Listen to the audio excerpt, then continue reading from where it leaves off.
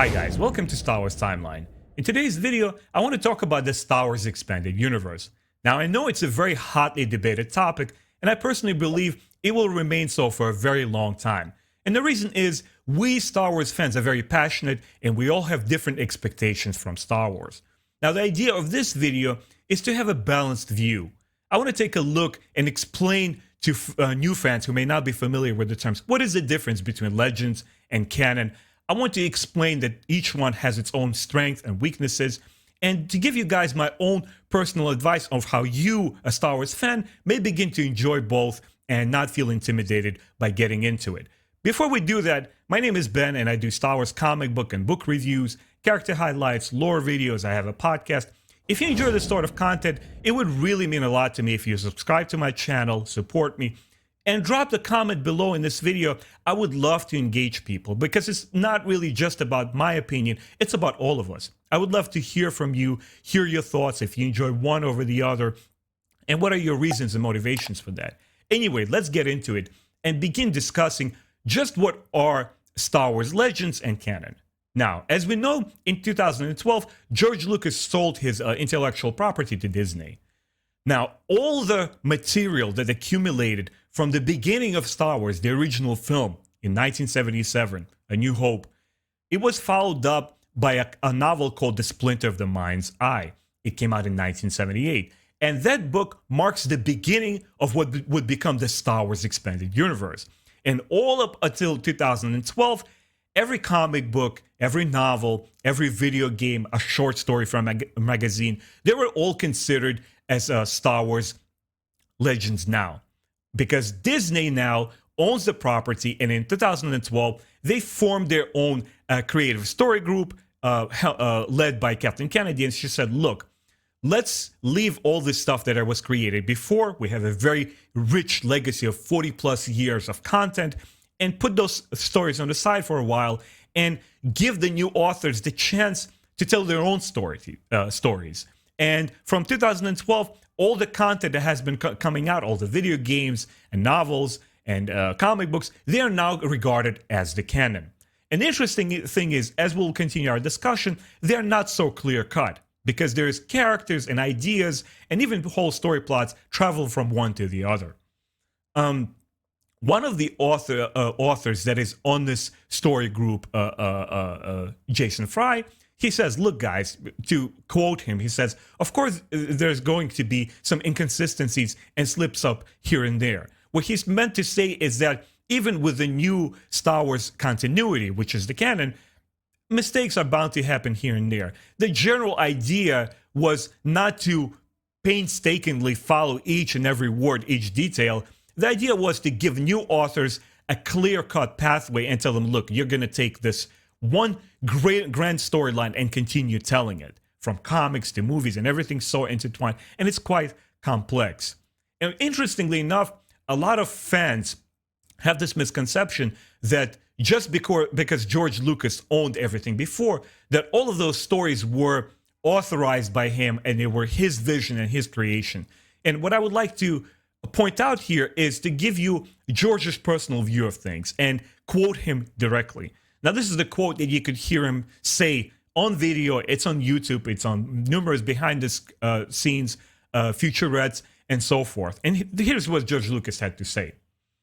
I don't read that stuff. I haven't read any of those novels. We're talking about the legend side of it. I don't know anything about that world. That's a different world than my world. But I do try to keep it consistent. The way I do it now is I have a Star Wars encyclopedia. So if I come up with a name or something else, I look it up and see if it has already been used. When I said other people could make their own stories, Star Wars stories, we decided that, like Star Wars, we would have two universes. My universe and then this other universe. So obviously, as we know, the original 6 films created by George Lucas and also the Clone Wars animated show are all still regarded canon because those were directly George Lucas's creations. And this is what he had Disney and Kathleen Kennedy sign up on and say, look, guys, this is what you can basically use as a launching pad and tell your future stories from, because this is what I regarded as canon. Now, Pablo Hidalgo, one of the creatives from the story group who also worked under George Lucas back in the days of the Legends, kind of shows this understanding that before there was some sort of a system, especially later years of the Legends when a lot of books started coming out, to help steer all the authors in the general direction. And this new canon story group is also consists of 11 authors who also try to maintain the general storyline, but in both cases they were not perfect, as I will illustrate next. So, there's some modern harsh critics of Star Wars canon and saying, look, it's all over the place, it's not consistent. Well, it's actually pretty damn consistent for a couple of exceptions. And if we take a look at the Star Wars Legends, there were quite a number of inconsistencies there as well. And let me give you just a couple of examples. In the Star Wars canon, for example, there was a big controversy with the season premiere of the Bad Batch show, where we see a popular character, Kanan Jarrus, the Jedi who appears in the Rebels show, that there's a particular scene that goes on with how he survives the Order 66. This story has been done in 2015, originally in the new Star Wars canon comic book called Kanan the Last Padawan. And now comes the 2021 television show retelling that same story. Here's the thing. The general idea is the same. He's a student of Deepa Bilapa, who is in turn a student of Mace Windu, and together they fight on the planet, or they fight the droid army. And when the Order 66 is being issued, Deepa Bilaba is being disposed of by the clones. And even in the original comic book, one of the clones states, "Good soldiers follow orders," which is quite close to what we get in the show. But in the show, it's done quite differently because obviously we're introduced to the new group of heroes, the Bad Batch. And they get involved with that story and they sort of override that incident. But overall, I would say the spirit of the story is preserved. And this is what Jason Fry was trying to indicate, that we were not trying to, maniacally follow every single word in the Star Wars canon. We're just trying to give a general flow and idea and consistency with the characters. Now, interestingly enough, a lot of fans, especially the new fans who fiercely defend Star Wars Legends books and comics, say, well, before it was different, before it was so consistent and on point. Not so, guys. I have been reading Star Wars Legends for over 20 years, and you could trace back to the beginnings, the original novel, Splinter of the Mind's Eye, and the later, earlier Han Solo trilogy of books, which were also started being written in the 70s and continued into the 80s. Those stories didn't quite fit well, and it was a completely different canvas for storytelling back then because there wasn't any Star Wars content beyond the movies. They had to create all of that stuff from the ground up. But just to entertain you for a little bit, guys, I came across this, one of the numerous blogs that you come check it out, and I'll throw the link in the description below so you could come and check it out yourself. So there is one avid Star Wars fan like myself called Fenn Rirr, and he has this article that he has written about 15 inconsistencies in the Star Wars Legends. And he provides all the sources and citations, so it's all legit stuff. It's not just another person trying to clickbait you. And there's several examples. For example, when Anakin becomes the Jedi. In Star Wars The Clone Wars show, it's at one point. In one of the novels, it takes place a little bit differently. There's another example of a length of the Battle of the Coruscant at the beginning of the episode 3, The Revenge of the Sith. According to one source, like the movie, it spans over several hours. In one of the books, it takes days. It's quite different. It's an interpretation of the same event by different authors. And that's the point I'm trying to make here, that things are not and have never been always perfect.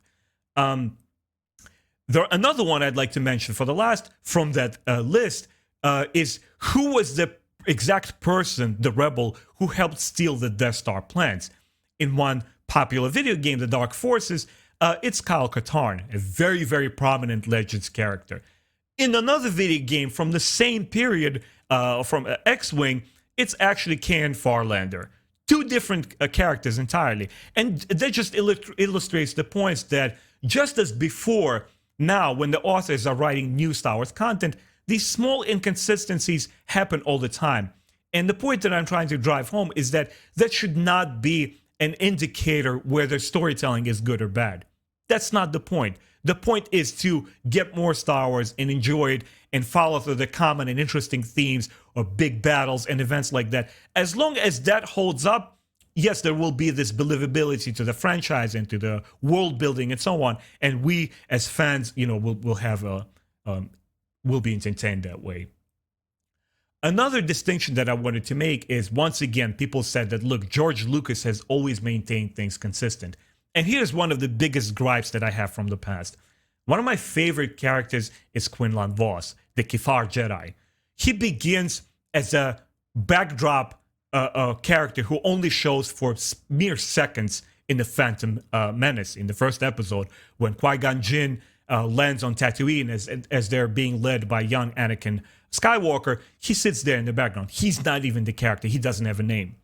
Now, some of the comic book authors enjoyed his appearance so much that they developed him as a proper character, gave him a name in the comic books, and they gave him this whole very exotic culture of the Kefar people. They gave him the ability of psychometry, where the Jedi is capable of touching an object that belonged to somebody else and be able to extrapolate their feelings and emotions from it. Now, George Lucas became interested and focused on that character, and he said, that's kind of interesting. I want to bring him into the Clone Wars show. And funny enough, in the later seasons, Quinlan Vos shows up. But guess what? He feels quite distinct and different from what we see in the comic books. His Kefar heritage and his psychometry skills are nowhere to be found. And when fans say before, things were consistent, almost like with religious zeal, they say like things were different back then. No, they weren't.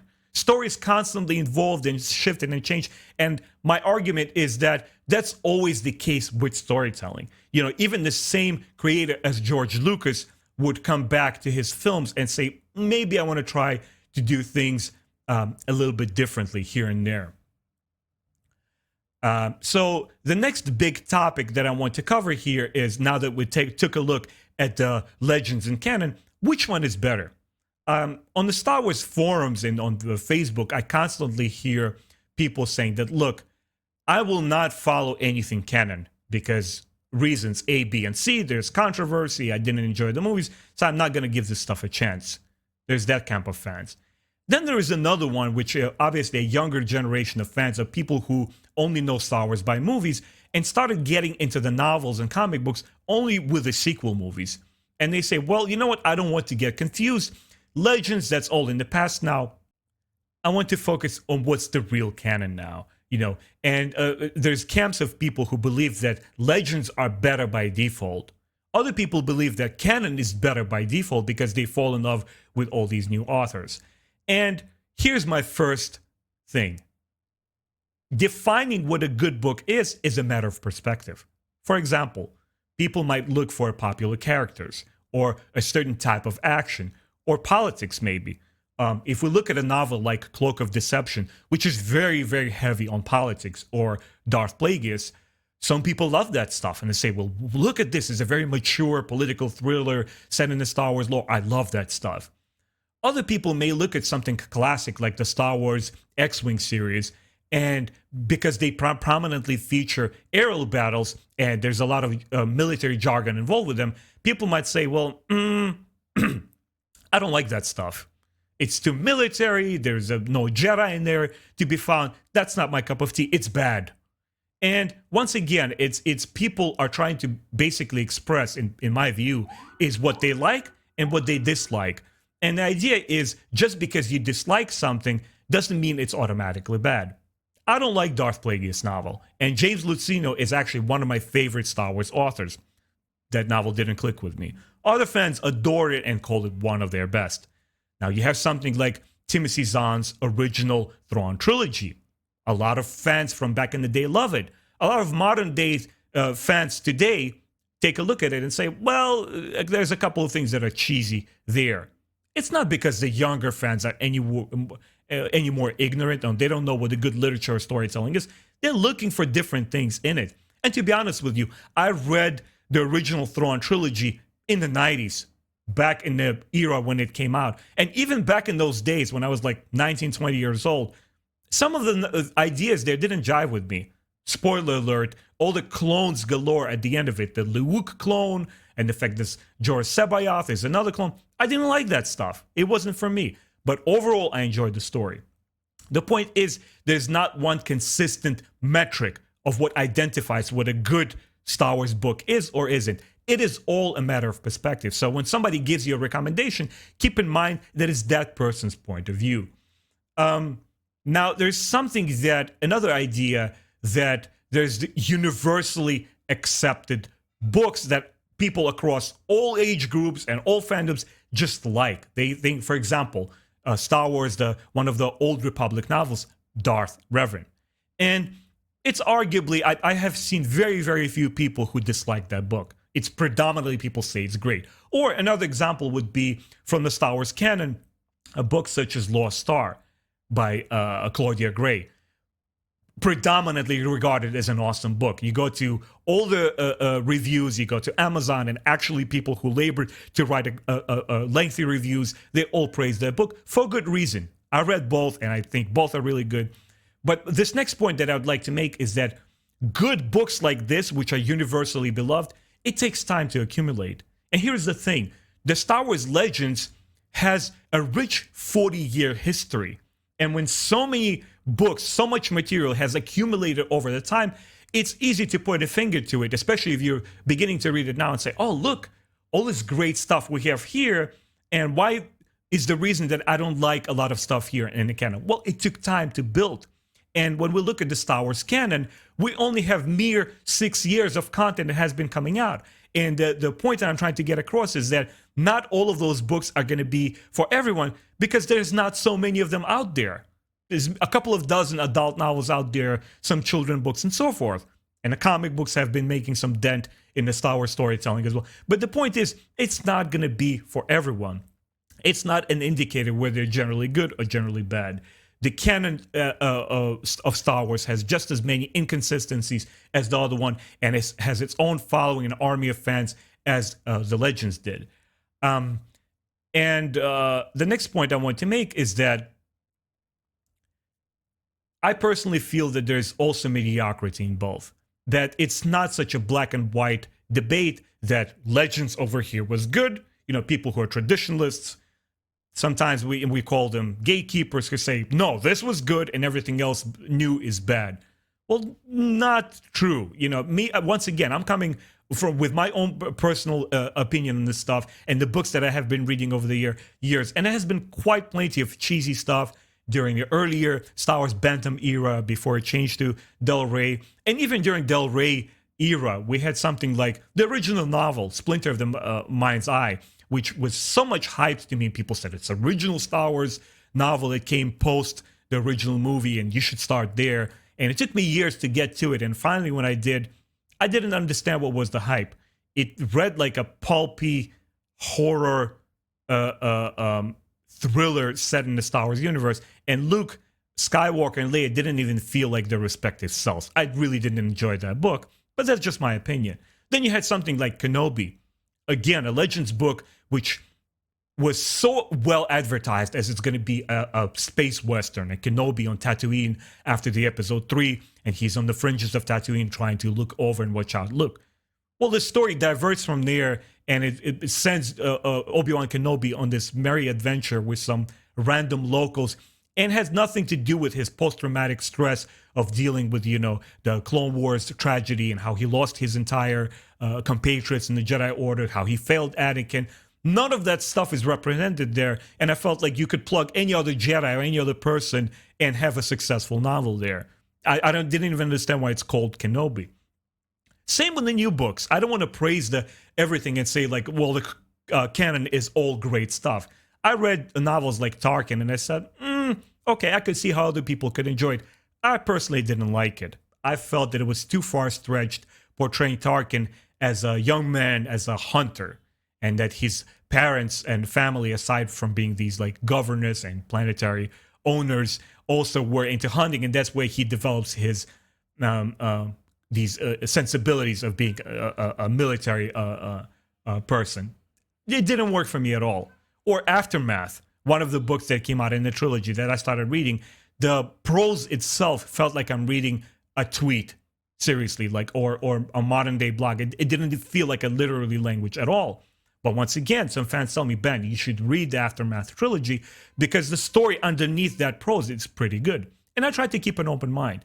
Anyway, I hope I'm illustrating the point here that when we would come to the Star Wars Expanded Universe conversations, things are not as black and white. They're only black and white in the eyes of people who want to create controversy and separate fans and say, you see, you're following all this canon stuff? Well, you're ignorant. You don't know. Come over to my side and I will show you how amazing the legends are. Or vice versa. Some modern younger fans will say, well, you don't understand this new stuff. You don't understand how progressive and good the sequel trilogy is. Therefore, I'm not going to follow anything old. When people prey on your emotions like that and they agitate you, I think those people are trying to steer the fans off course. Why can't we sit down and have a balanced conversation like I'm trying to have with you right now? A person who is a huge fan of both Legends and Canon. A person who can identify problems in both Legends and Canon and still regard them as this one huge Star Wars story. Because quite frankly, to me, they're all one and the same. So what, we have different characters. So what, we have two separate timelines now. Anyway, so I hope with this segment I tried to explain to you that there's really no right answer to which is better or what is even a good book or not.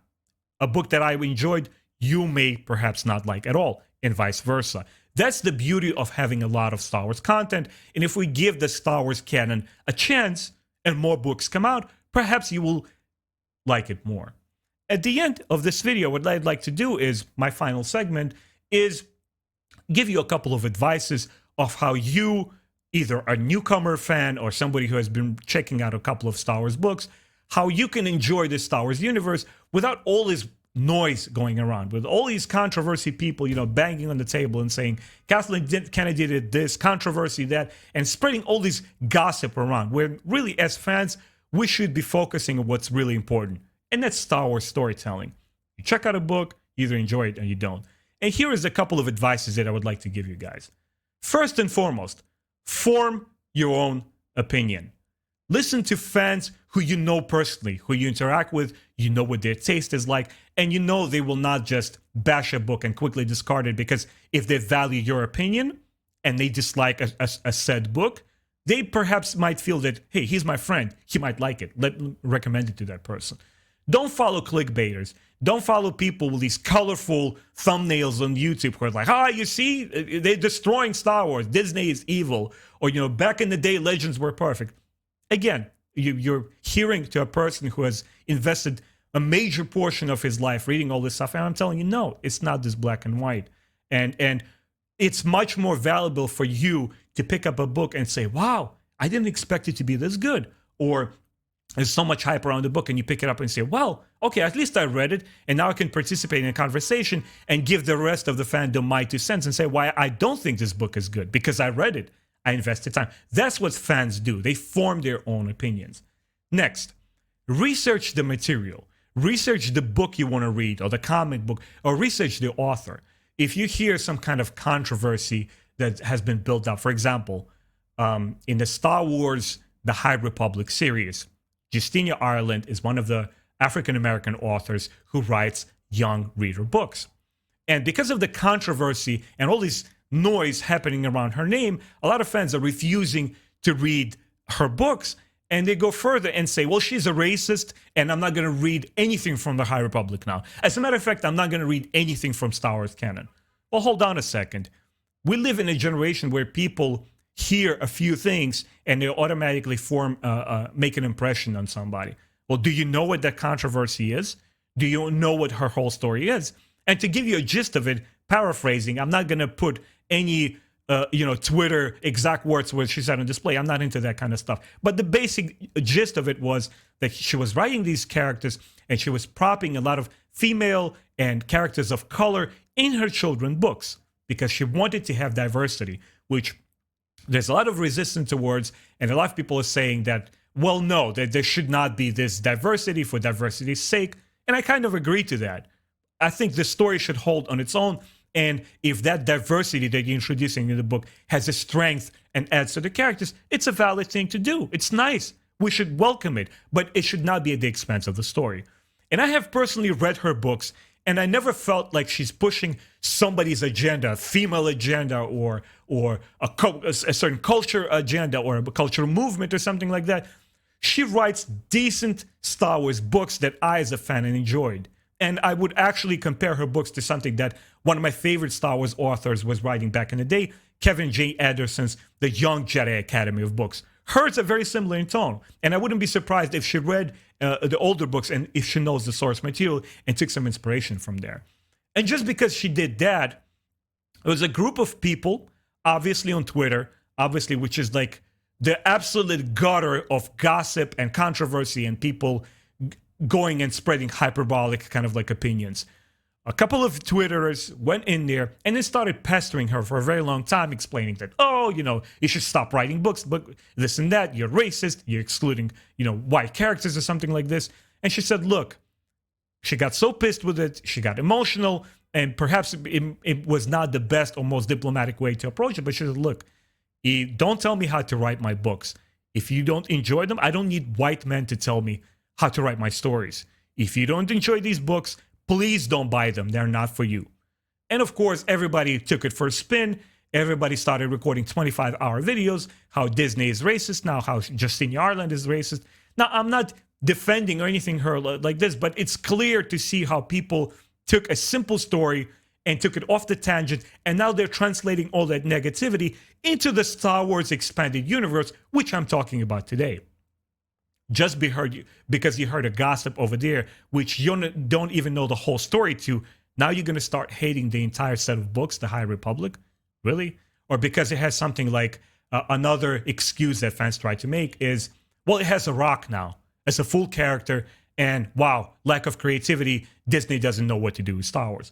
Well, if you read those books, and like my first advice suggested, formed your own opinion, you would have realized that rock character called Giote is not even a character. He's a slapstick, and he's intended there for humor. He's pretty much what I call Groot of Star Wars. You guys saw the Guardians of the Galaxy, the Groot, the Plant, which is like a silly, stupid character, and he's just humorous and fun to watch on screen. That's what Groot is. It is very important for us as fans to form our own opinions, and I believe real fans should put their money where their mouth is. Pick up a book, invest the time, read it, and then we can have a meaningful discussion about what works, what doesn't, and what agendas are in a particular book or not. Next example I'd like to give you guys is judge the content on its own merit. I just gave you an example of how it is very easy to lose things, how the information gets lost in translation, and because people rely on your clicks, on you being emotional and going to all these videos and clicking them and agreeing with these people. They will take a simple story that doesn't even matter in the grander scope of Star Wars and will take it for a spin. Justina Ireland is suddenly a Star Wars author who tries to entertain us is evil. Disney wants to ruin Star Wars, a property which they invested $4.1 billion into, which doesn't make any sense to me. These are non-arguments. And these non-arguments usually come from people who don't have any inside information. They don't know what's going on inside of Star Wars, behind the screens, what Kathleen Kennedy was thinking when she created the Star Wars story group, what Pablo Hidalgo was doing, aside from his public displays of whatever exchange he had with some Star Wars fandom.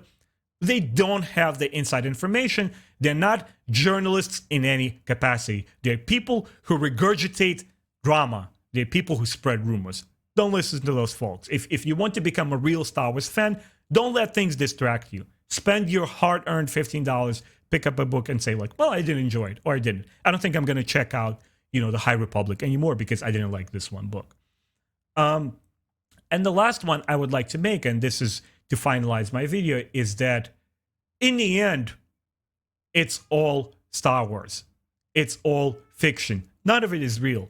And for me, honestly, when I make a distinction between Star Wars Legends and Star Wars canon, it is for you guys. It is for the benefit of my audience, my viewers, which I'm trying to attract the eye of people and have a meaningful relationship with, and understanding that, look, we're all fans. We all might like or dislike certain things about Star Wars, but we all can have a civil discourse about it and have a conversation and say, hey, why didn't you like this? Oh, really? Okay, let me check out that book.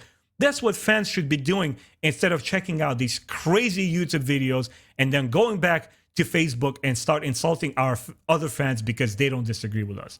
It's such a juvenile and childish way to behave yourself, especially if you're a pretty large YouTube channel, especially if you're somebody who commands a lot of attention.